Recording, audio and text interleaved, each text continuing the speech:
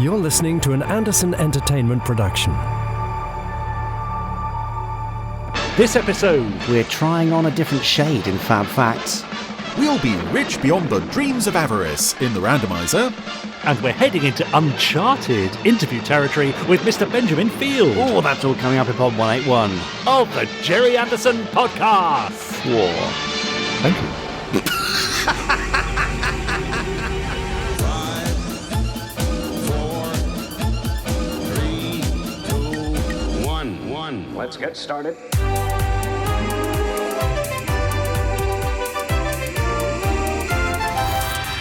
Let's go.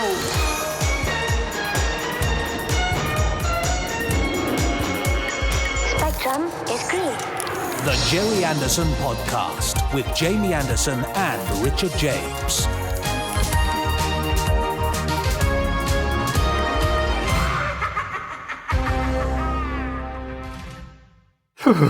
Well, are you all right? Well, no, it's all very well, isn't it, setting up a sound booth in your garage when you move into a new house. Yes. But come late November, it's a bit parky in here. Tell you that much. Oh dear. Well, I'm sorry to hear that, but it's all right. Some very good and very warm Christmas jumpers are available from the Gerry Anderson store if you're feeling a bit chilly. Really? Yes. Do you like that very QVC style segue? Very subtle. Yeah. Anyway, look, I not wearing a Christmas jumper, but I am in fact wearing a Wasp polo shirt. I'm Jamie Anderson, and what about you, Rich James? And what are you wearing? Well, actually, as it happens, I am wearing my Thunderbirds 50th anniversary T-shirt, but also 2 jumpers, not Christmas jumpers, over the top, because it's so cold in here. But I am still, nevertheless, Richard James. Brilliant. Now, over there, just out of sight, and out of earshot, in fact, is Chris Dale. He's also known as the because he's out of Randomizer. earshot, yes. Does that mean we can call him whatever we want? Go on. Doesn't have to be Randomizer. What are you going to call him? How about His Holiness, the Pope of Randomness? Okay, yeah. Let's stick with Will that do? Well, His Holiness is over there, and he seems to have set up a COVID PCR testing station. Well, good for him. For cats over there. Yes. You know, there's a long line of moggies queuing up. I mean, Chris, you're very industrious. I don't know how you find the time to do all these things. Found a gap in the market. We're going to talk about something very special that Chris did actually the week just gone, because I want to know what you think of it, which is the fantastic Gerry Anderson Presents You've Never Seen These, the live stream last week. Did you watch it? Oh, yes. Was that Chris's doing? Yes, almost all of that was Chris. Well, with a little bit of Nick Briggs and a little bit of Jules de Young, of course. Yes, great. But yeah, what a marvellous thing that was. Well done, Chris. And he's still finding time to keep the feline population of the UK safe and well. Yes, thank goodness for that. A bit curious. Anyway, other than Chris, His Holiness and his randomizer later on, what else can listeners to this slightly bizarre podcast expect? Well, I thought I'd just shake things up a bit for the Gerry Anderson podcast. It's going to be about celebrating all things Gerry Anderson, past, present and future. Brilliant. Oh, no. Hang on. When I say shake it up, what I mean is it's just the same as every other podcast. Yeah, same as usual. Okay, good. So we've got some news, of course, from the Gerry Anderson universe. We're looking forward to that. We've got some listeners' emails, tweets, Facebook posts as well, coming up a little bit later on. Facebook paste, I hope, too. Yeah. Oh, I love a bit of Facebook paste. So you'll be hearing from our lovely Podsterons a little later on. We've got the first part of your interview, Jamie, with Benjamin Field. Yes, well, I'm going to be calling him Ben for this because it feels weird calling him Benjamin. But yes, Ben is the director/producer of Gerry Anderson, A Life Uncharted, this new documentary we've been working on, which will be out on BritBox next year and other platforms around the world. And we'll have some deals for you on BritBox membership. Sort of think free trial and stuff next year for that. So you don't have to worry about not being able to see it. But yes, Ben is here for a couple of parts, probably 3 parts, I should think, talking about the process of creating this documentary. You're right, he does go on and on and on, but I've learned to tolerate it over the last 6 months. Fantastic. That's great. And of course, yes, we have Chris Dale's amazing randomizer coming up towards the end of the show. And I'm sure there was something else, but no, it's gone. No? Funny that. Well, don't worry. That thing you've forgotten will be right up any second. Oh yeah. Yeah, okay. Now, I'm just going to say this now, just in case somebody's listening to it later on. I don't want them to miss an opportunity by 20 minutes or something. Okay. Our Black Friday and Cyber Monday sale on the Gerry Anderson store is ending today. Now, I'm thinking about extending it across Tuesday, so that if you are now listening on a Tuesday, you won't miss out. But just pop along to shop.gerryanderson.com, and there's loads of lovely deals there, and I would hate for you to miss out. Great. But while you do that, how about I give you straight on over to the really Gerry Anderson news? Fantastic news. fact, Richard. Oh, you can't say I didn't try. Now, time for this week's Fab Facts. Yes, that's right, Podsteron. If you're new to this podcast, you may tell now that Richard James is a huge fan of not listening to Fab Facts. But unfortunately for him, Fab Facts is the first section of this podcast. I've got a book of Fab Facts. That's me slapping it. I'm going to flick through the pages. Richard's going to shout Fab at a random point, and then I will stop flicking. And hopefully we will happen upon a Fab Fact on the page where I stop flicking. Richard, are you ready with your Fab? Yes. I've just noticed a little hole in my pop shield. That's not good, is it? Anyway, here we go. Some flicking. Fab! Oh, okay. What? Well, I think you might like this, because you are a bit of a Captain Scarlet fan, aren't you? I am. That's true. Are we talking original Captain Scarlet or new Captain Scarlet? Well, let's see if we can talk both.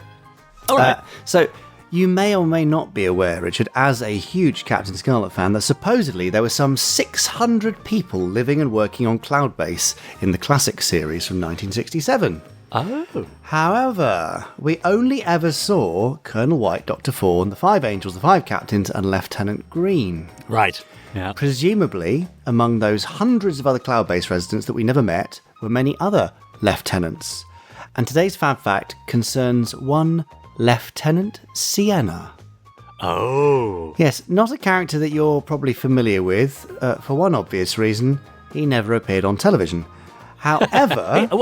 He or she, I would think. Well, they had the Angels in Classic Captain Scarlet, but I'm guessing that it'll be a male captain. Right. Let's see. Yeah. Anyway, look, Lieutenant Sienna was scripted to appear in the penultimate episode, Attack on Cloudbase, and he was supposed to be manning the radar room, which was so pivotal to the story.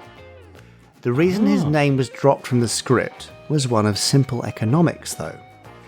It didn't make financial sense to go to the expense of creating a new uniform for Sienna, who was never going to be seen again, when you could just drop an existing character in there without wasting any money. So, yeah. You know what, these things happen. Yeah. So poor old Lieutenant Sienna had his name crossed out of the script for Attack on Cloudbase, and Captain Magenta was brought in to man the radar room instead, and have a nervous breakdown while counting 25. Very difficult stuff. Yes.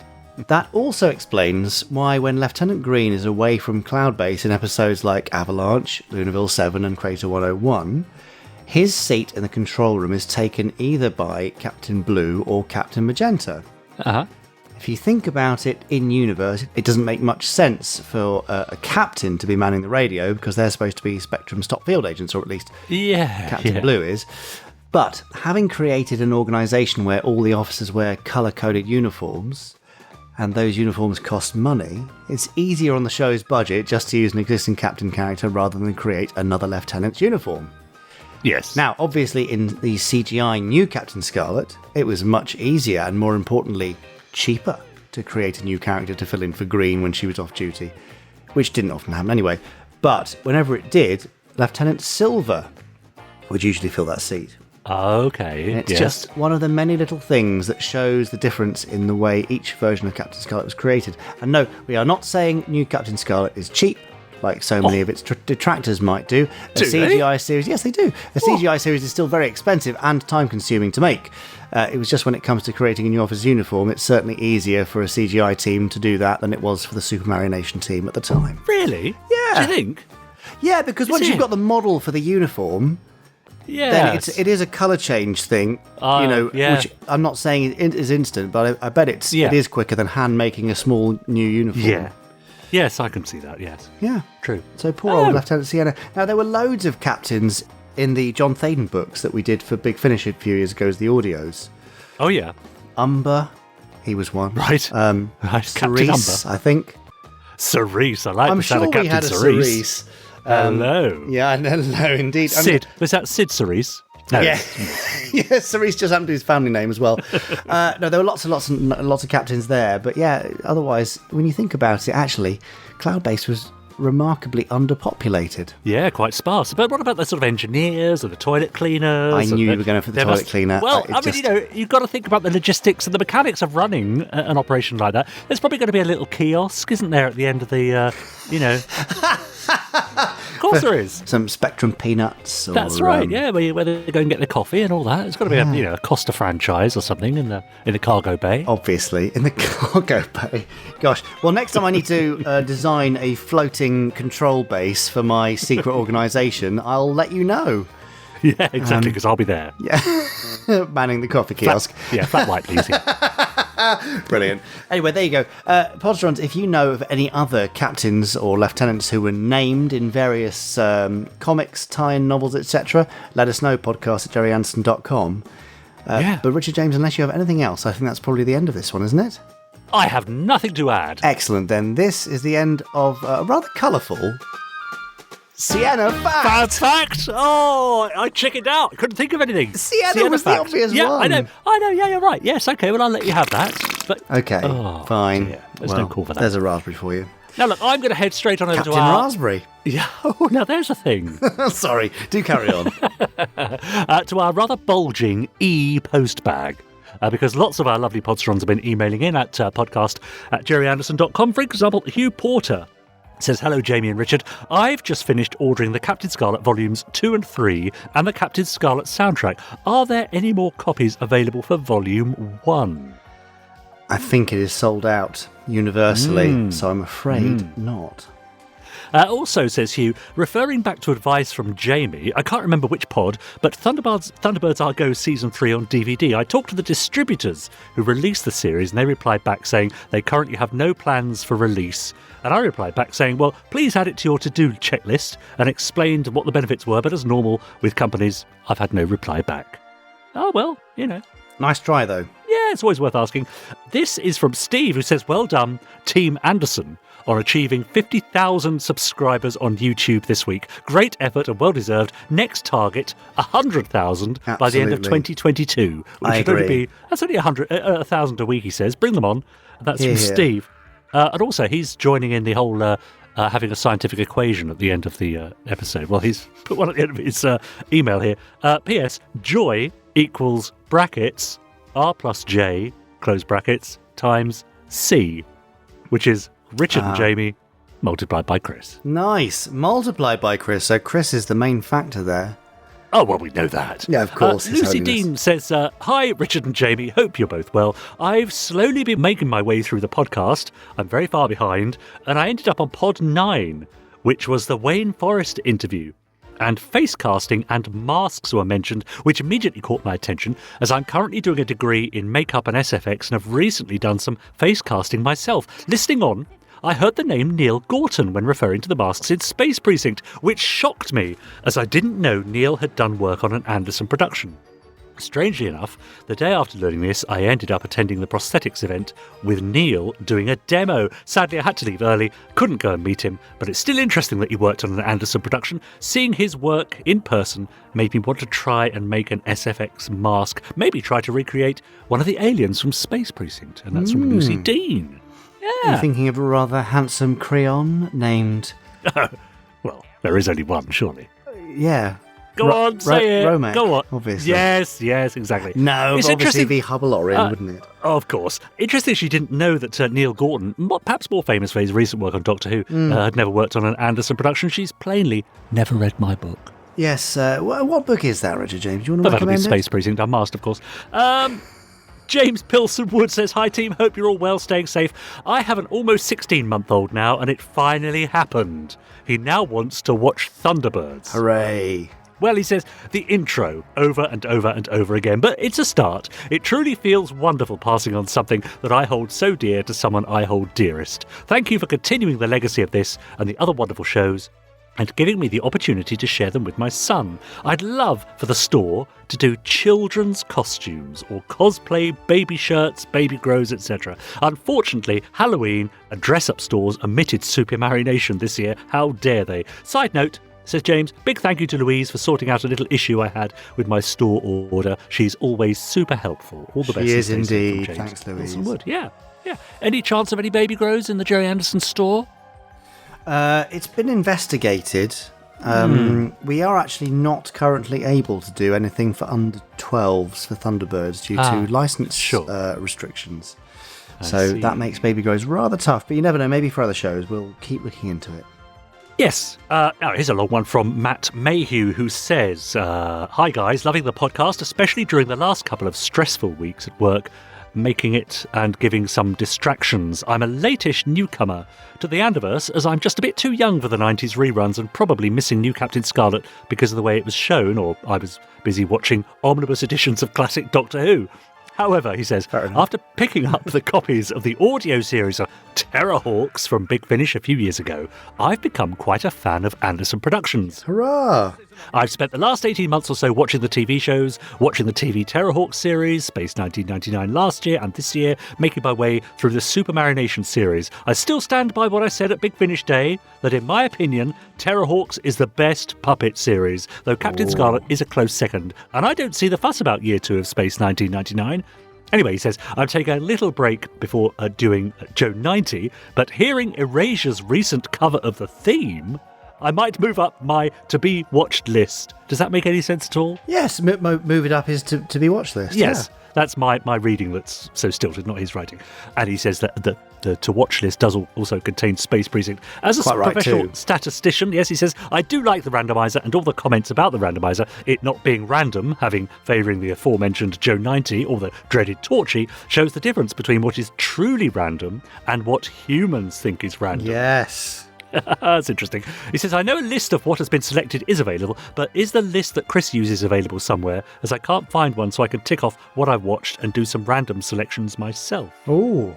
Yes. Don't know. Yes, Chris will have to see what we can do about putting the overall list up. I mean, I guess the complete Gerry Anderson episode guide, which is from a few years ago. I think we should reissue that. What do you think, Podsterons? Yeah, email us, podcast@gerryanderson.com.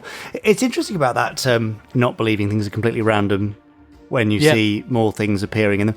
I read the other day that Spotify got complaints about their shuffle function because it was so random that sometimes you get clusters of songs from the same artist, and now they had to make a fake random to stop that happening, but it's not really random then. That's right, yes. That's strange, yes, isn't but it didn't suit people's idea of what random should be. Exactly. Random should be no two songs by the same artist, because then it's not random. Yeah, that's right, yes. Of course it is. And finally, Matt says, I've also found out recently that one of my colleagues is a Thunderbirds and Stingray fan following a quiz which contained a few Gerry Anderson shows as answers. He didn't know about the recent brilliant audio dramas based on them. What? And I directed him to the podcast, so hopefully you've gained another listener. Oh, well, thank you very much. Yep, and that's from Matt Mayhew. So thank you for all those emails. Do send them in to podcast@gerryanderson.com, and I will be sure to read them out next time. Well, I'm looking forward to hearing them, and I'm sure everyone else is too. Yeah.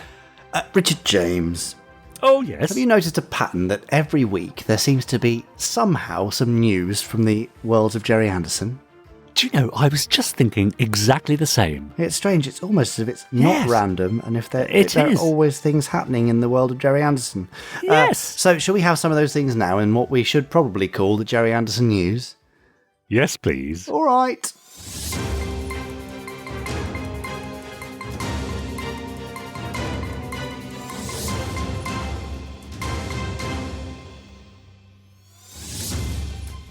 It's the 181st edition of the Gerry Anderson news. We should probably say news 181 times. Oh, I'll do that while you carry on. News. No. I've had enough already. Let's not. Okay, fine. Well, look, as I've already mentioned, the Black Friday, Cyber Monday thing is ending today. The 29th of November, are we today? I think so, yes. I might extend it if I'm feeling generous and happy, which I really generally am. So, yes, we'll probably give it an extension until the end of tomorrow, but please don't miss out. There's loads of stuff with up to 70% off, I think, if you're looking for Christmas gifts and goodies and you've been waiting to get your hands on some Black Friday goodness. Shop.gerryanderson.com, and you can find it there, and then maybe some special discount codes and that sort of thing in your inbox if you're an email subscriber. If you're not, then sorry. The Space 1999 cosplay shirts with the red and purple sleeves should be arriving in stock this week, I'm told. Oh, brilliant. So if you've pre-ordered those, they will be on their way to you very, very shortly, as will the first print run of the Moonbase Alpha technical manual. Now, the first print run sold out. There is a second print run on the way, which will be arriving in a couple of weeks' time, and we will do our damnedest to get them out to you for Christmas. Yes. If you are outside the UK, then, well, slow postal services elsewhere in the world, particularly in the US, might mean you don't get it until after Christmas, and I'm very sorry about that if that is the case, but there's just nothing we can do about it. But we'll get them turned around as fast as possible, but it's thousands of books that the warehouse are going to have to process, so... yeah, bear with us, but they'll be with you very, very soon. Another publication that's out, I believe, this week should be, fingers crossed, Peril in Peru, our next Thunderbirds release, starring the wonderful John Culshaw and Genevieve Gaunt and Justin T. Lee and Joe Jameson and Anna Leon Brophy and Wayne Forrester. Is that all of them? I think it is. I don't want to miss anybody out. Crikey. Fantastic music by Joe Kramer, based on Barry Gray's original stuff. Amazing sound design by Toby Robinson. Yeah, they're just lovely. And so great work there by Chris Dale, who edited and adapted that one, and Andrew Clements for producing. If you get the book and the audio together, hopefully they will ship together this very week, all being well. Famous last words, possibly. Now, Christmas Jumper Day is coming, Hooray! I think, on the 9th of December. So now is a good time to grab your Space 1999 or Thunderbirds Christmas jumper. I strongly suggest you do, because they are rather lovely and soft and warm, and they certainly declare your love for all things Anderson. And now we are having an interview in a bit with Benjamin Field, I should say, professionally, the director-producer of Gerry Anderson, Life Uncharted. And I'm pleased to say that filming has now wrapped. Hurrah! How exciting. Yes, it is. Great. So we are done. We're into the edit. I've got a few weeks working with Ben to sort of bring that together. It's going to be rather lovely. So loads of interviews that we've come across in archive, and new ones from people who've never contributed before, including family members. Really, really rather lovely stuff. Some stories you won't be expecting. Some things you won't previously have realised, and some revelations along the way. So lots to look forward to coming out in April next year, but it is now wrapped. Hurrah! Well, what are we talking, 90 minutes? It is a feature doc, so it is 90 minutes exactly, yes. Great. Perfect. And I don't think I'm allowed to say where, but there will be a significant premiere on Gerry Anderson Day next year on the 14th of April. So more details on that very, very soon. Brilliant. Ooh. Right, I think that's it. Crikey. Yeah, should we wrap this one up? I mean, this bit of the news, obviously. Yeah. Okay, fine. Yeah, sure. Yeah, let's do that. Well, in that case, this is the end of this week's Gerry Anderson News. That was the news. Let's wrap up the news. Oh, I like that variation. That's quite sweet. That's quite appropriate with Christmas on the way and everything. Yeah. Just wrap it up with a nice bow. Feeling very, very Christmassy. Yeah, and very exciting too. Now, please remember, you can subscribe to us on whichever platform you're listening to us on right now. Just hit the follow button or the subscribe button or whatever you can see on your screen to make sure that you get a notification every time a new episode appears. That's every Monday morning. You can also leave us a nice rating and a review, of course, to let the world know what you think of us. And even copy the URL onto all your socials and your various profiles across all media to let other people know what you're listening to. Yeah, just post it anywhere and everywhere. Splash it all over the place. That would be great. Thank you, Henry Cooper. Now, over on our Facebook, that's for people of a certain age. That clearly. Yes, over on our Facebook group, our Podsterons have been very busy with their quizzes and their streamings and their cosplay ideas. Now, Trevor Knight, for example, posted, if there had been time or inclination, here are a number of darts players who could have featured in Pod 180. Now, I'm guessing you have to be a bit of a darts fan to get these, but we could have asked Steve Zodiac Beaton, Sting Raymond Van Barneveld, Scott Tracy Mitchell, right, Ian Colonel White, Joe 90 Cullen, John General Henderson, Christoph Ratajski, nickname the Polish Eagle. Okay. I like this one. Phil the Power Themes Taylor. Oh, come on. And finally, of course, Gerry Anderson. Yes, well, we could have asked all those, but we didn't. Pen Quiller said someone earlier today mentioned coming across Anderson references in unexpected places.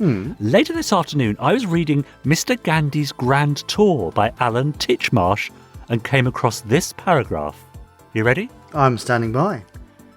He had not studied Latin at school, and his only encounter with Virgil had been the character in Thunderbirds. I thought you said it was Alan Titchmarsh, not Alan Bennett. Hey, that was Alan Titchmarsh. Oh, was it? Sorry. No, Alan Bennett sounds more like this. Hello, I'm Alan Bennett. Right. You see the difference. Absolutely, It's the contrast pretty is pretty clear, yeah. Isn't it? Yeah. Anyway, that's lovely. Thanks, Ben. Rob Doyle posted a picture of his Fireball XL5 box set. Wow. He says, that's impressive. I ordered this late yesterday evening. I noticed it had been shipped just after midnight, and it's just arrived, and with a free Parker figure. When does the Gerry Anderson store staff have time to sleep? Thank you so much. Excellent service. Well, Rob, they don't. That's the answer. That is true. No rest for the wicked. Exactly. And finally, this is of interest. Steve Beresford posted a poll. Which part of the podcast do you enjoy most? Uh-oh. Want to hear the results? Well, it's normally the randomizer that is the winner, isn't it? Well, you say that. So in third place, last time I looked, Newsy News, 7 votes. Oh, really? Okay. In second place, with 10 votes, Fab Facts. Oh. But in first place, with a massive 21 votes, it's a runaway winner, Jamie and Richard's banter. Although, I have to say, I think this may have been a typo, because it actually says Jamie and Jamie's banter. Oh. So, maybe it isn't a typo. That doesn't look good for you, does it? Maybe it's just, all about you. Well, that's very kind, but hang on, Now, where's the randomizer in that? Well, I know, didn't feature. Gosh, I'm surprised. But finally, and I know you've missed these, Jamie, so Tom Hodden has been very kind. Yes. And he sent me a Quickfire 5. Oh, God.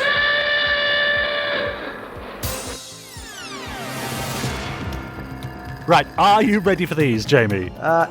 Yeah, can't wait. Of course you are. Right. You are at the Christmas party in Nakatomi Plaza from Die Hard when a hostage situation develops. Unfortunately, John McClane is busy elsewhere. So, would you rather be saved by Professor Ian McLean or Captain Magenta? Oh, no. Ian.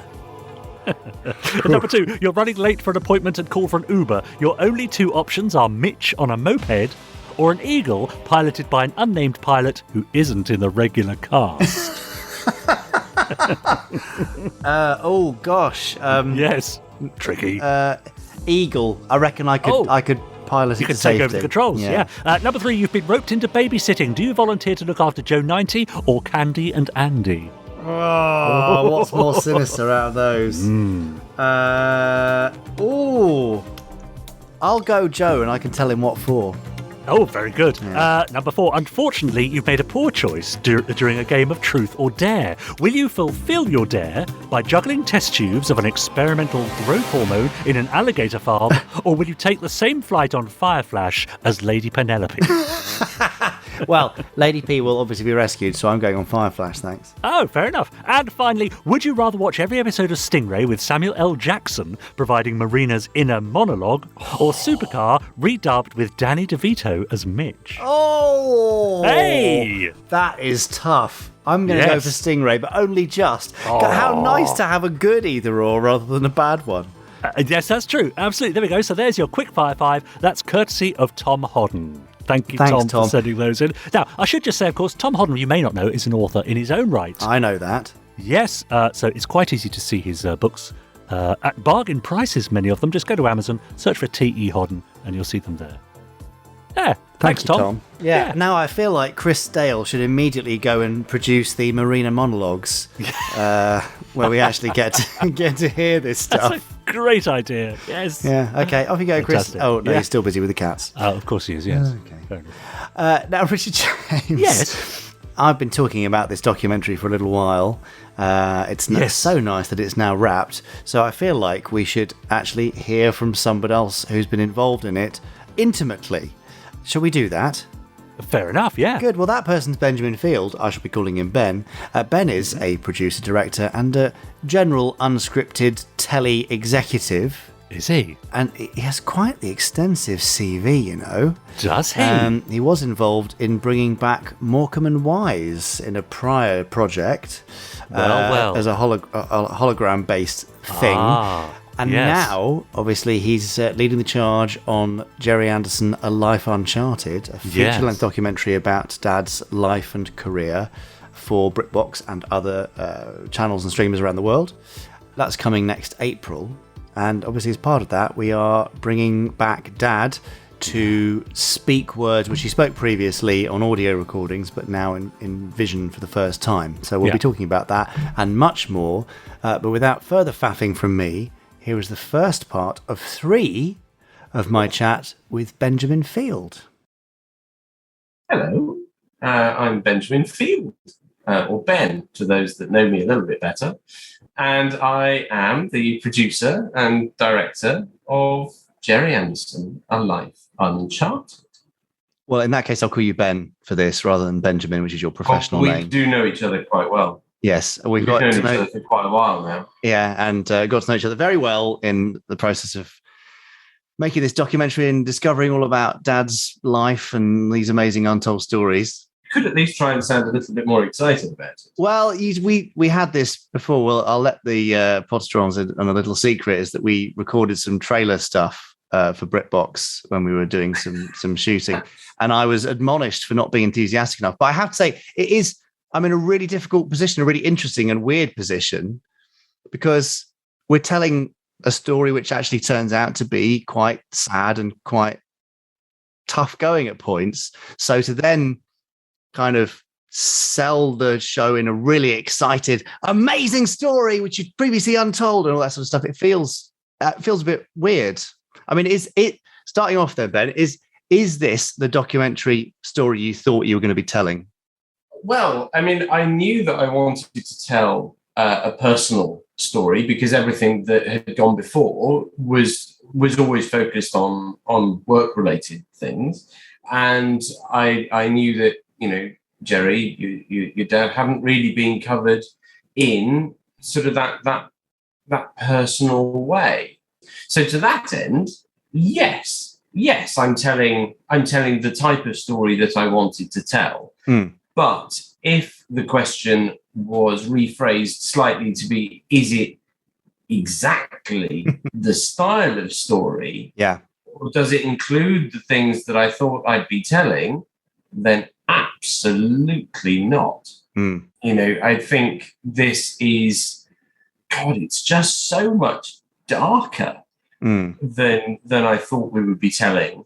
And I knew that there were challenging moments within, you know, your dad's life, and I just assumed that it wouldn't be a challenge from the point that he was born to the point he died.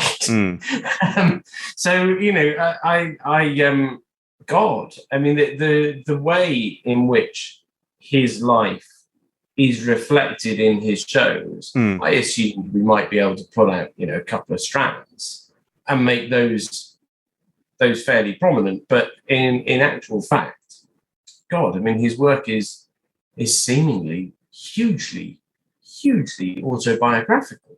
Yeah. Or if it isn't autobiographical, it is heavily influenced by life events.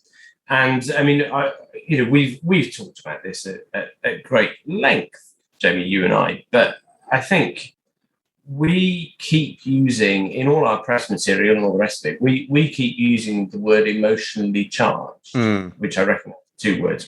We keep using the words emotionally charged. And that is, God, I can't think of any better way of saying it. It's finding, you know, with documentaries and with any narrative, you have to find light and dark and you know, various shading elements to sort of bring your audience along. Finding the light has been challenging. And I'm really happy with the way that we have brought light into this. And that is through sort of storytelling techniques, I would say, rather than through the main narrative, because we've had to introduce ways of bringing a lightheartedness or a lighter touch to the documentary due to the narrative and the story that is there. And I'm very surprised that we've had to do that. But I'm also very grateful to people like Chris Dale for being able to assist us with that. Yes, well, Clever Chris has been involved as a researcher and is helping us beyond that. But for a story which is so interesting, then really, and it is interesting because there are so many incidents and human emotional moments through his life. Why do you think that particular story, that angle to his story, has never been told? Because there have been countless documentaries about the shows or about even him, like Mr. Thunderbird from 2001, and yet none of them really seem to have tackled the hard-hitting stuff. I don't know why it hasn't been done before. I mean, as we know from some of the archive that we've been very generously given, that he has spoken on occasion about some of these areas that we're picking up on before, but they've never been used. And I wonder whether or not it's just the assumption that fans are more interested in the shows themselves and how the technicalities of the shows were brought together than they were in his life, and so I wonder whether that's been overlooked in preference. Because I mean, we kind of have the same issue, but we have a similar issue insofar that we are time limited.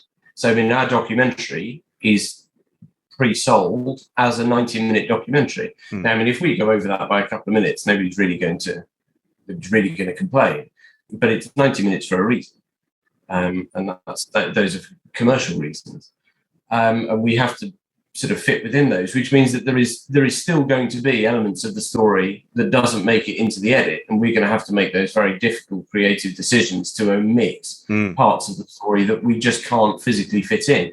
Because I mean, I reckon we could make 3 60 minutes out of this. Oh, absolutely. And not be short of material. I mean, I also think that there are, now that your dad is not with us, he always wanted an element of creative control over anything that happened about him. And now that he isn't here to have that creative control, you as the executors of the Anderson estate and ongoing have to make those decisions on his behalf. Yep. And you've been very generous in the way that you've allowed us access and to discuss things that he wouldn't have discussed as openly as we are now discussing them. Yeah. And you have your reasons for that, and sort of those reasons we've discussed on the DVD extras that we shot down in Brixham only 2 weeks ago. Yep. So you can go over those again now if you would like, or of course you could just prompt people to buy the DVD when it comes out. The DVD, which will be available in March 2023. Yeah, I think, well, his story is much more interesting than just, here's a guy who liked hardware. And yeah, that so often is the angle that's been described, right? It's just, yes, he liked aviation and technology, and he wanted to push things forward, and that is how the shows got made. But that is not how a show gets made. A show gets made because it's got an interesting story, interesting origins, real world inspiration that connects even when it's set 100 years in the future. And there's an awful lot of that in this, and as the documentary unfolds, you'll see them all, of course. But the thing that we've been very fortunate recently, in so much that there's been a lot of press interest in the fact that we're making this documentary. And when people ask me, what can they expect out of this, there is something that we found in the audio archive when we were pulling together the deepfake material, which I'm sure we'll talk about sort of in due course during this podcast. What we found was this clip where your dad says, "I want to be remembered," and this isn't verbatim, but I want to be remembered as a very human being. And in my mind, that is what we're doing in this documentary, is that human beings are flawed in their very nature. And we're not placing your dad on a pedestal here. We're highlighting the fact that he yes, he was an absolute genius in some regards, but he was probably a total pillock in others. And and I don't think we're shying away from that. And the reason that I think we're able to do that is because in his later years, he discussed that he'd made mistakes and that he had regrets and things of that ilk. And all we're really doing is sort of putting those views that he had, we're just putting them out there. And we've had some very, again, I'm going to use the word emotional. We've had some very emotional discussions with contributors when some of those truths that your dad kept hidden for a very, very long time came out. And, and I think people have found those very difficult to sort of hear, come to terms with and discuss. But we're certainly not saying this we are not heralding Gerry Anderson as the best man on the planet in this documentary, and he was brilliant, but he was also flawed. And so the idea that he wants to be remembered as a very human being is exactly what we're doing in this documentary. Yeah, absolutely. Kind of going along with his wishes in a strange and unexpected way. Given his age, or what he would have been now, in fact, he was born in 1929 and his career started in the 50s. Mm-hmm. What for you have been the biggest challenges in terms of logistics and bringing the content and contributors together for this? People keep dying, Jamie. Yeah. I'm sure we could have found a more sensitive way to put that, but yes, that is the black and white of it, unfortunately. But that is, yeah. I mean, naturally, there is a much more sensitive way of doing that, and I've been in contact with a lot of family members of people that we wanted to be involved in the documentary, and unfortunately, their names are going to be at the end of the documentary as people who were willing to contribute, but unfortunately couldn't because they passed away before we were able to involve them. And that's deeply saddening, because those people that we wanted to be involved were very warm, very generous, very giving, and their family had done everything they could in order to help us realize our ambition of putting them on screen and getting their stories told. And unfortunately, they weren't able to do so because unfortunately their time was up prior to us pressing record. So that's that has been, it's from a human perspective, it's obviously very sad when that happens. From a professional perspective, it's obviously very disappointing that we've not been able to get them in a time scale that they had. And being very, very, very close to speaking to them, actually. Incredibly close. In one case, hours away. Yes. So, for Denise Breyer, Jamie and I were literally on the train on the way to go and interview Denise when we got the call to say that she was too unwell to give the interview. And I think we were under an hour away at that point. Yes. And so we had to call it off and go home again. And that's sad, obviously, because, well, for all the reasons, but it was just so close to happening. And that has obviously happened twice. Yeah, twice, unfortunately. Yeah, hopefully no more. But so that it's bringing together interviewees because of the. Hopefully no more, absolutely, because the only person we've got left to film now is you, Jamie. Thanks, Ben. Let's hope that's not some terrible foreboding. No, that'd be great. Because what have we got to film next, Jamie? We can discuss that. So in a couple of weeks from the time of recording, we are driving a Rolls-Royce Phantom from the UK to Arnhem, where Dad's brother, Lionel, is buried, where his grave is. And it'll be the first time that I have visited his grave. And I will be the third generation of Anderson to do so. And going there because basically Lionel, the echo of Lionel, is there throughout Dad's entire life, on screen and right up to the very end, when the emotional connection to Lionel was still so strong, it actually was stronger than his connection to me, which is a really interesting thing to be sort of bringing to the documentary, actually. I don't necessarily think that it was that his connection to his brother was stronger than it was to you. He just muddled the two up. Well, this can be discussed, I guess, but I don't want to give away too much of the documentary. No, I don't want to give too much away either, but the two were amalgamated. Yeah, but clearly, you know, over all those years, someone that was killed in 1944, the emotional connection never left. Yes. Now, you see, we interviewed Maria formerly from Alzheimer's Society. And she actually gave a very good explanation as to why those memories actually stay. Yeah, the bookshelf analogy. Okay, so it was a very good bookshelf analogy. And again, I'm not going to go any further into that, but that whole section, which appears at the end of the documentary, is very touching. And one that when we interviewed you at Pinewood, because you lucky so-and-so, you get 2 interviews. Yes. You get interviewed by me twice. Aren't you lucky?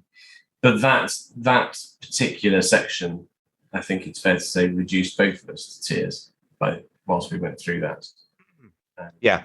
I mean, that's not to put a downer on the doc as a whole, but I would say 75% of our interviewees have ended up in tears at some point because of the, you know, as we say, it's emotionally charged. There we go, 2 more parts, but hope that you can hear Ben's kind of passion, and it's a passion which I think has really developed and been fired by all the stuff that we've learned and experienced over the last 6 months, bringing this all together. Great. So lots more to come, including who we have and haven't spoken to, who's doing the music, all sorts of stuff, and more about the deepfake process over the next couple of weeks. Yeah, fascinating. Really, really interesting stuff. Well, it really is, I think. And what's coming out the other end is something that's really quite impressive and very emotive, actually. Yeah, I'm sure so. Interesting, you spoke to me a while ago, Jamie, about another sort of a process where you can feed in lines of dialogue and snippet examples of someone's voice. Yeah. And this sort of vocal AI would then read it back to you in the voice of the person you wanted it to sound. Yeah. Yes. Yeah. So I mean, we're entering a whole new realm here, aren't we? Really. We are. I mean, there's a kind of a system that everyone can access called Descript or Descript, where you can train it with a voice, with a live voice, when you read a section of one of the Attenborough nature documentary narration scripts. Oh yes, which is rather strange, and that learns your voice. But we also spoke during kind of pre-production of this documentary to a company in the Ukraine who create a deepfake voice, which then in real time pretty much goes over the top of an actor performing. Oh, so including all the intonation, the emotion, all that sort of stuff, and that is really amazing. But we decided not to go down that route. But I think Ben and I talk about it more in the next couple of weeks anyway. So interesting. Yeah. I have heard though that particular system you mentioned, that there is one bug in the system, in that sometimes the dialogue is repeated.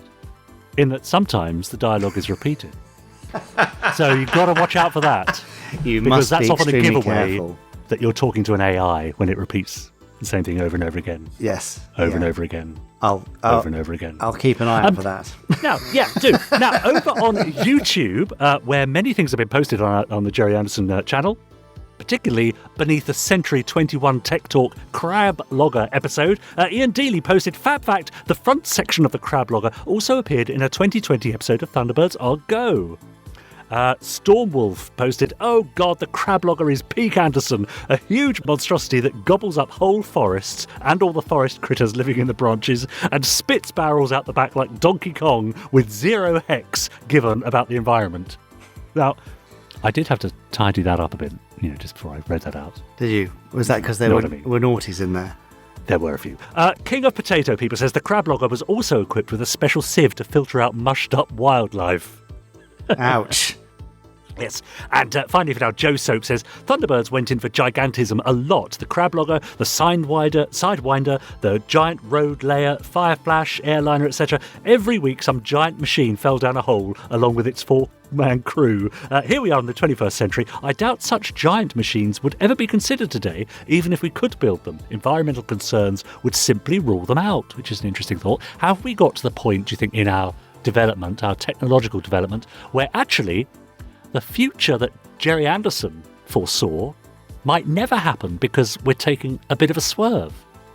Well, I suppose the further you go on in time, the more it's going to diverge from retro-futurism, but I still think there are lots of things where it will be more like that. Yeah, interesting thought, isn't it? Yeah, it is. There we are. I shall be reading out a few more a little later on after Chris has done his stuff with his randomizer. Ah, well, that's perfect timing because his last kitty patient has just walked out the door.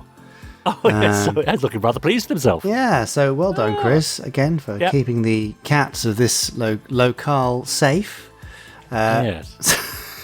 It's very weird that he was doing that, but I'm very glad he has. Yeah, it is, yes. So as he disposes of his last swab and feline lateral flow test, he'll be working his way over to his randomizer in a moment, where he's got a big red button which he'll press. It'll select a random Gerry Anderson episode and he'll say some random things about it. Yes, probably. Should we let him do that? Yeah, let's let him do that. Good. Okay, then here's the randomizer.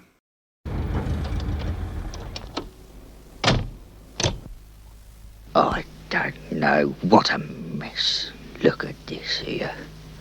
God, what are they doing in the world today? How can that be at this time of night?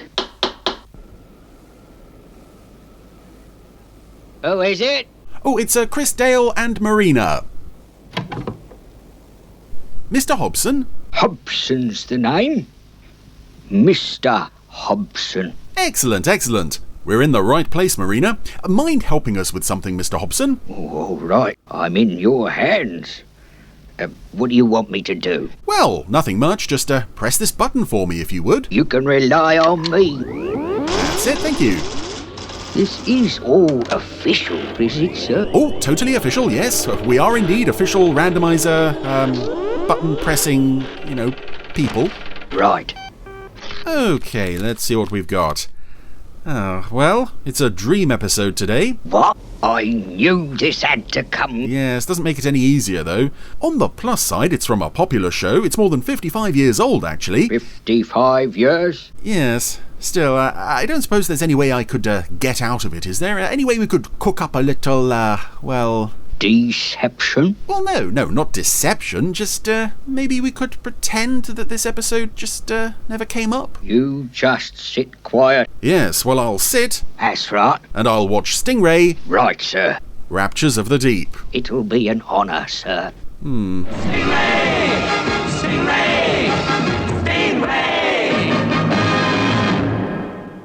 So, it's time for some Stingray on the randomizer, and if it sounds like I'm saying that through gritted teeth, then... No! I absolutely refuse to give you a certificate of undersea worthiness for your craft. Then I kind of am, because this is not a favourite episode of mine. It's a dream episode, of which Stingray did so many, far too many, really. Fallen for this crazy legend about a gem forest beneath the sea. So it's almost like, with the clip shows, it's... Stingray dream episodes, I just think, there's not a lot here to work with, but we'll see. Whole heap of rumours lately. A forest that grows jewels? There's bound to be something good. We have two gentlemen here named Frank and Joe. Some people need to move with the times. I heard that, Tempest. I may be old, but I'm sure not deaf. Who are trying to get their submarine declared seaworthy. You two guys still here? I already told you your craft's not fit for deep dives. Now, please, get out. And here we have another odd moment from Barry Gray. We have a piece of music composed for this episode, which he doesn't make much use of again until many episodes later in Tune of Danger. Suddenly that's the whole Blues Pacifica track. Say, how about that? Who needs any old certificate anyhow? And here's our first problem with this episode. Our two deep sea divers. Commander Daddy-O. You mean like crash the waves without a ticket? Why not? they're like this. Tuning bright stuff waiting for us down there. As if you couldn't tell that this was made in the 60s, we have a couple of On the button, buddy boy. hip to the scene, beatnik, deep sea divers. And, of course, you know, that character trope has really aged well over the years. It's not specifically dated to the 1960s at all. It's really a timeless thing. It doesn't help as well that the model of their submarine looks a bit rubbish. On the nose. Which is a shame because the puppet set that they're sitting in is clearly supercar. Would give, you know, like folder, like the Cat Tempest gave out. It's kind of sad as well, though, actually, seeing supercar. Not specifically in this episode, but knowing that it was still there and they just reworked it into something else. Like, what's with your bones, man? They're creaking. You know me, Dad. I had an oil check before we let out from Lansville. Then why the music? Oh, relax. So we've got some creaks. Yep, it's the hull. I sure hope nothing bad happens to these two characters. I'm very much invested in them. Crazy, Dad. We're shipping the wet stuff. Like, make with the pumps, man. Or we'll be fish food. That would never do. Oh dear, nothing's working. The pumps are piling up the Z's, like sleeping on the job. Shut up! You mean like she's folding? Yeah, pressure. Commander Daddy-O said it. Hepcat's dead, man. A daisy pusher. Why did they do this? Why did they do this with these characters? I mean... Maybe, unless we hit Marineville's weight. For one thing, the voices don't quite fit the puppets. I'll move it out now. Let's hope those cats pick up our whales. But then I have to wonder if this kind of dialogue really fits the world of Stingray at all. Again, I know it was made in the 60s, but even at the time, this must have felt dated and rather rubbish. They're still going down, they still haven't hit bottom. We've got some nice music to listen to. Oh no, they hit bottom and they've both been knocked unconscious. I do hope Stingray can rescue them. And also, I'm coming to this episode... That's coming in. Have Stingray crews standing by. I think I'm right in saying that by the time this plays, those of you who joined us for You've Never Seen These will have seen a Stingray episode in HD that you had never seen before, and wasn't that a lovely treat? Those two young fools must have disobeyed me and gone down. It just makes coming back to this episode, even though it's not a very good episode, it makes it even worse because it looks so pants. Oh, but Stingray in HD. I am looking forward to some more of that. And here we are. Stingray is, in fact, launching. Off to save Frank and Joe from their own stupidity. Acceleration rate 6. Heading for SOS call. Marina's up the back. She seems to be sewing something. Do it. Guess the lure of that legendary gem for us was too great. Yeah, how about that? Do you think it could exist? Well, like I told the commander, down here anything's possible. But I guess there's no evidence to even suggest a forest of jewels.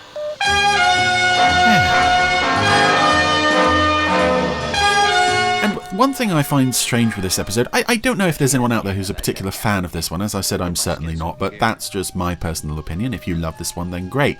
What I find strange is that the AP Films team evidently were really keen on this one, because they not only put it in the clip show episode Aquanaut of the Year, they also put it in the You hear me? Japanese linking material clip show thing, whether that was a clip show or a clip film. Yeah.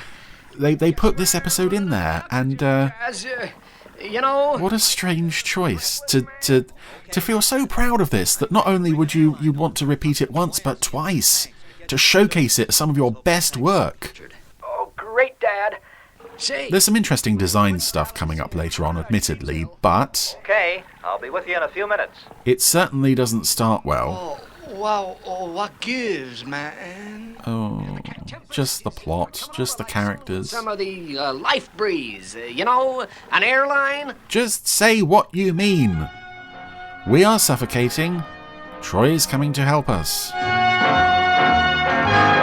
In fact, the second sentence there is, I would rather he wasn't coming to rescue you. I would rather you just disappeared. Luckily, they have a big sign on the outside saying air socket. Looks like a headphone jack that Troy can Okay, phones. Airline's in position. plug the airline into. Okay, Skipper. Bombs operating. And it looks like we've saved Frank and Joe on the Hepcat. We are... Okay, Hepcat. We'll see you on the surface. Release the airline. Oh, are we rid of them? Man, lifeline away, and thanks. Ah, well. I sure hate to see them go. Are we not going to see any more of them in the story? Well, no, because the story is about to take a completely random turn. What's that? Troy Tempest is distracted by some shiny things on the floor. Because Troy Tempest is easily distracted by shiny things. Turning the airline to Stingray. Going back to check something out. There's something shining on the seabed. Okay, Troy, but what's your air supply? I want to add it to my nest. With you. So, yep, Troy has found what looks like a jewel, and as he investigates... Oh, the seabed gives way and he falls and falls.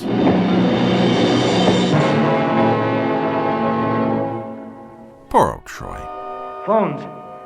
I've fallen down an undersea crevasse. Again. Can you come get me? Troy, your air. It must be running down mighty low. I'm coming to get you. Yeah. Guess my air is nearly finished. My leg. It hurt. Oh, Troy's hurt his leg.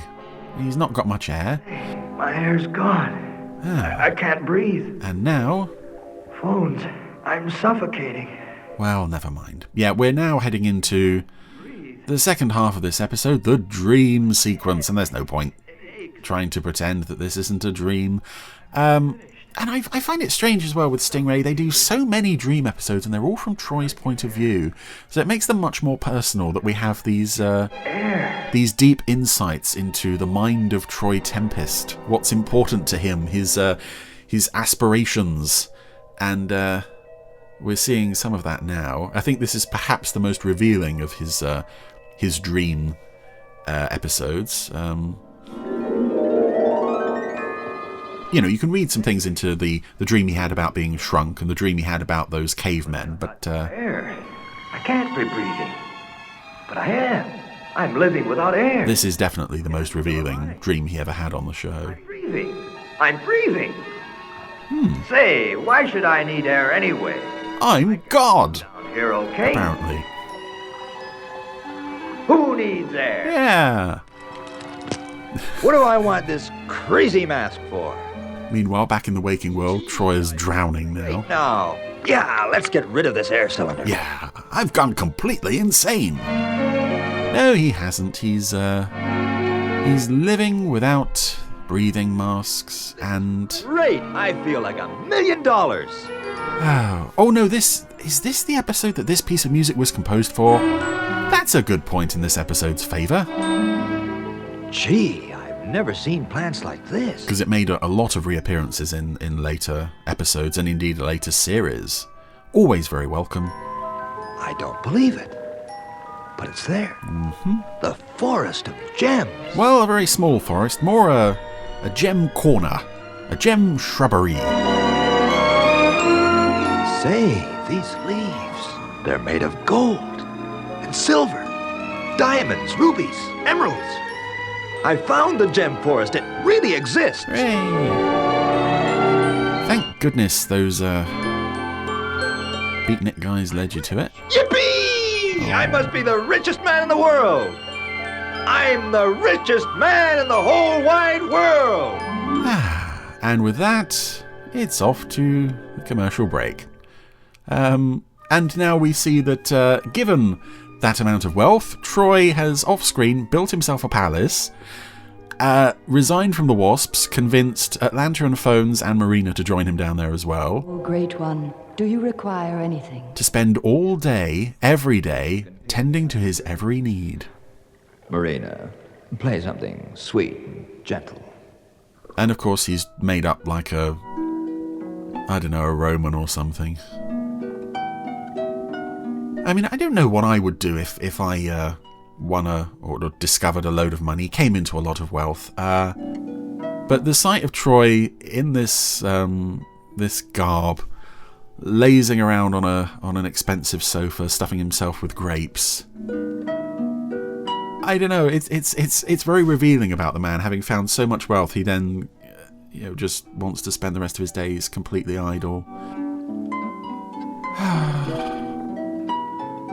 Hey, do you remember there were Stingray episodes with battles and Titan? Those were good stories. It's great being the richest man in the world. I guess these dream episodes were just created to sort of, hey, let's have the chance to do something different. And to that extent, it must be nice to have worked on this, and if you had a hankering to create a set like this, then it must have been fun to make, but... Oh, great one, I have important news. I can't say that it's ever particularly entertained me. I don't want any visitors today. But visitors bore me. All the way from Marineville. Now, what do they want? I've finished with my old life, and they know it. But they've come a long way, oh great one. Okay, let them in if that's what they want. That's, I think, the part of the fantasy that's most revealing. Troy, having come into so much wealth, Troy then pays all his friends to call him Great One. And presumably he pays them, or at least they get to share in his wealth by living in this... Tempest Towers to Stingray. Tempest Towers, oh dear. Yeah, so it's a nice looking episode at times. I just wish we had a bit more of a Stingray-ish episode. It's one of those episodes where I would happily sacrifice it for another episode on the quality level of, say, The Master Plan or Emergency Marineville or something. Towers to Stingray. Please pass down the corridor from airlock and enter by southern door. It's just on the left of the big statue of Troy, then you go right past the next big statue of Troy, and then there's a statue of Troy. We're down there on the left. Give up this life. It's making you soft. Give it up. Commander Shaw's come to try to win him back. Give up all my riches? Never. But the service needs you. It's your duty.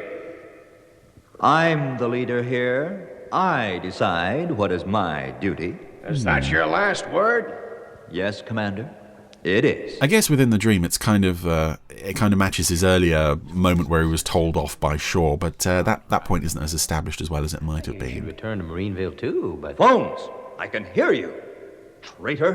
Commander Shaw, I'll thank you to leave my palace. But going back to when I first saw this as a kid, I clearly remembered a moment where when Shaw leaves.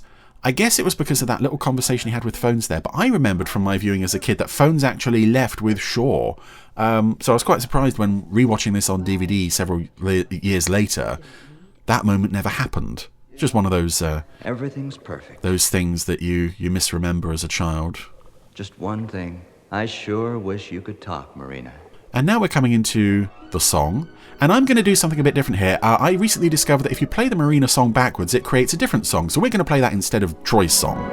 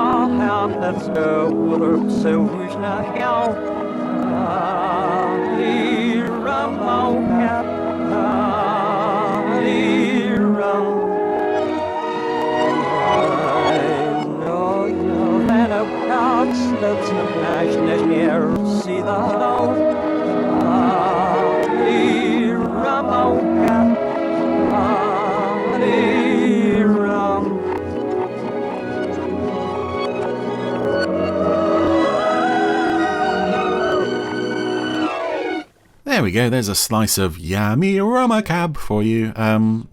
There's no point in me even trying to talk over that bit of Troy singing the Marina song, because it is pointless filler. Marina, was that you? But your lips weren't moving. This is kind of fun, though.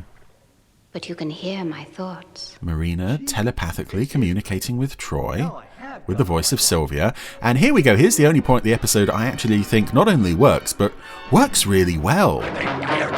The Aquafibian attack on Tempest Towers. Because for once, we're under attack. The Aquafibians feel like a genuine threat. I think that's the only time in the series I genuinely look at them and think, we have no defense. Whoa, they're being presented really well here. I think it's because although, how many puppets do they have for the Aquafibians? I think it must have been only 2. They make really good use of them. They feel like there's thousands of them. They feel like they're advancing on the palace from all sides. It's just, it's such an effective use of them. I also love the one who seems to be in charge, who's barking orders, wearing a little sort of miniskirt thing. Yeah, but they're trying to take it all away from me. Oh no. Yes, I'm sure some psychologist could analyse this episode to the nth degree. Troy being scared of his real work, fighting underwater aliens.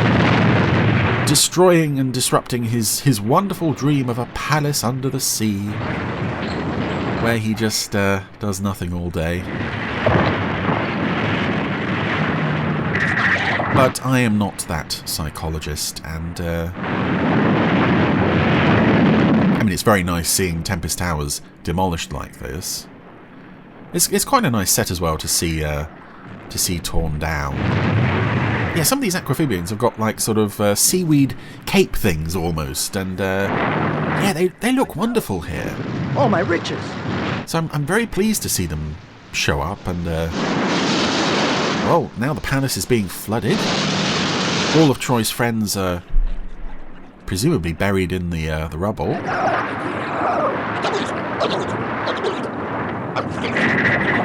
The Aquafibians are still not finished tearing the city apart, and it's very strange that you would present them so strongly in a dream episode, whereas in the real world they are completely useless, even with a really powerful terrorfish to command. I would have liked to have seen them presented in this way in the real world at least once. Because although I like the look of them, and I like the character of them, and I like the voice of them, Atlanta! They were never really that much of a threat. Except here. Why here? Why now? Oh. Ah, well, that's it. Troy is, King Troy, or whatever he was calling himself, is lying in the ruins of Tempest Towers. It's all gone wrong. He's about to lose consciousness? Or is he about to regain consciousness? Oh, great woman. It'll save you, Troy. Don't fight me. Because Phones has arrived with breathing gear. And you know what? It was all a dream. And it's one of those...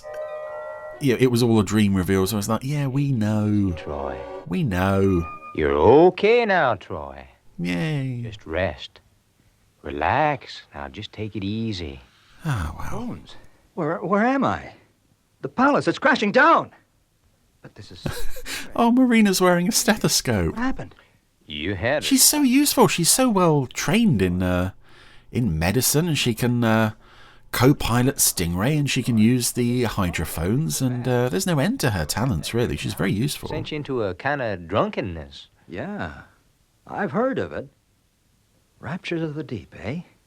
Well, what a terrible story. Oh, Marina's holding his hand. Or at least I could hear your thoughts. I'm afraid not, Troy. And she shakes her head. The way lack of air affects you down there. I wouldn't share my thoughts with you, Troy. Palace, eh? No forest, no gems. I guess not. Say, wait. I put some gems in my belt. Yeah, I remember now. 2 of the biggest diamonds I've ever seen. Uh-huh. And they turn out to be... Say, there is something here. See? What did I tell you? Oh. They're not diamonds. They're just plain ordinary seashells. Well, that means that you were hallucinating I guess you could call them the gems of the sea. Before you even knocked yourself out. Disappointed that it never existed? Oh, no, sir. I was real mean down there. Give me Stingray every time. Oh, that's great. I can be mean with sting missiles. I'll take those 2 crazy hepcats in tow, and we'll head for Marineville. Oh, yep. Yeah. Let's go. I guess I've got some explaining to do to Commander Shore. About what? What do you think he's going to think you've done? Well, on a shot of some seashells, that's a hard phrase to say, that was Raptures of the Deep. I mean, it's... I don't care, and I hate saying that about any Anderson episode, particularly from a series as strong as Stingray, but Dream episodes by and large are just a waste of time. And although the palace was very nicely designed, the Aquafibian attack sequence was absolutely wonderful, and we do get some interesting insights into Troy's psyche, even though he said at the end, oh no, I didn't like it because I was really mean. I think deep down we know Troy is very much the way the dream presented him. But just the fact that it's a dream, the fact that we spent so much of the first half of the story with those blimmin' beatnik guys instantly sour the story the moment they open their mouths. So it starts badly, it ends badly. There was a bit of a nice blip in the middle there, but otherwise, this isn't an episode I'm ever keen to rewatch, so I'm rather glad that we are now done and dusted with Raptures of the Deep on the Randomizer.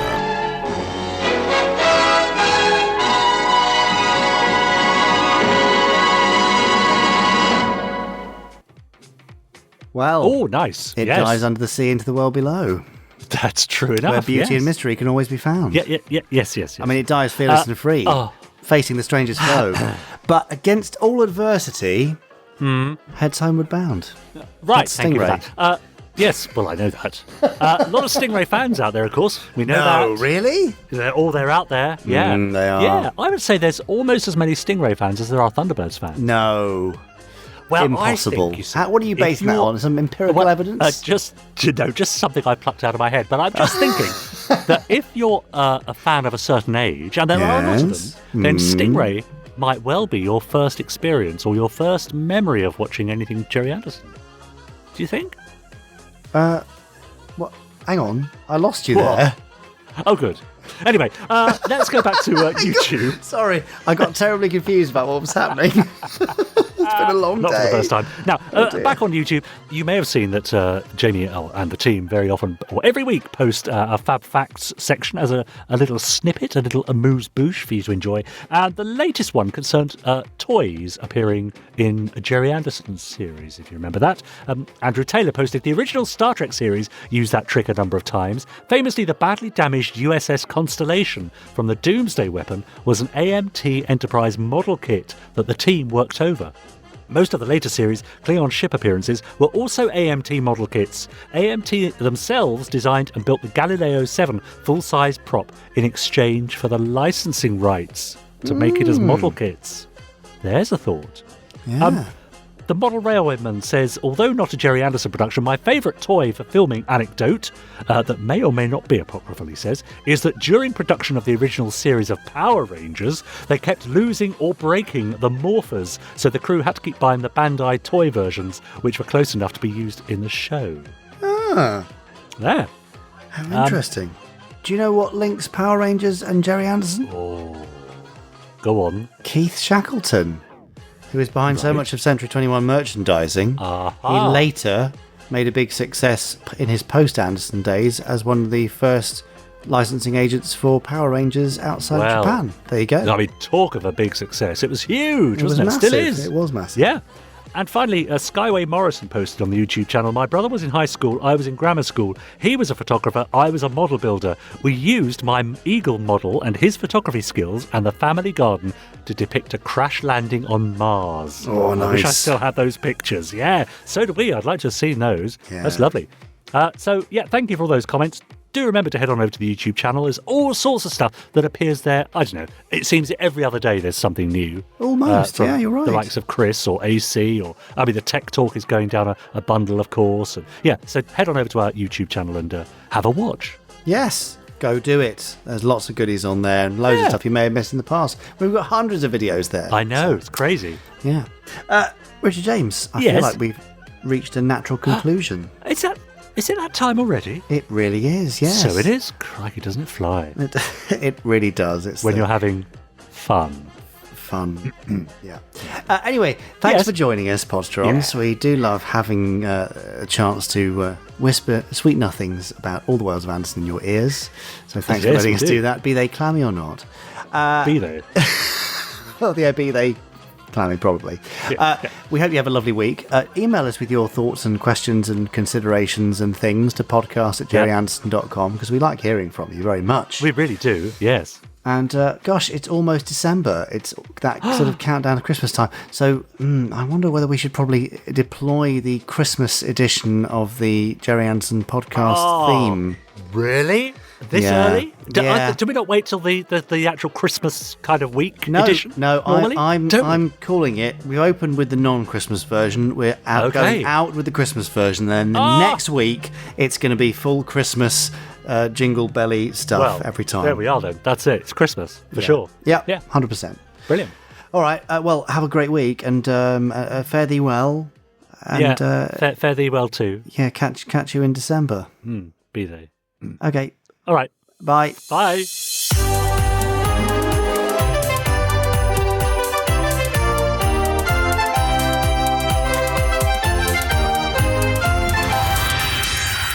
Stage 1 complete. Let's go.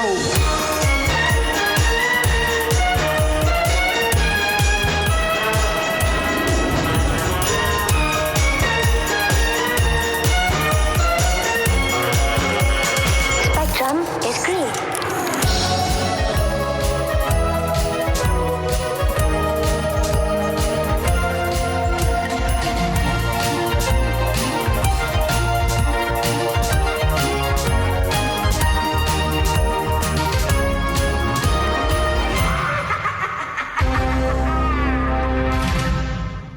Is it too early for a mince pie? I don't mean like now, but in the year.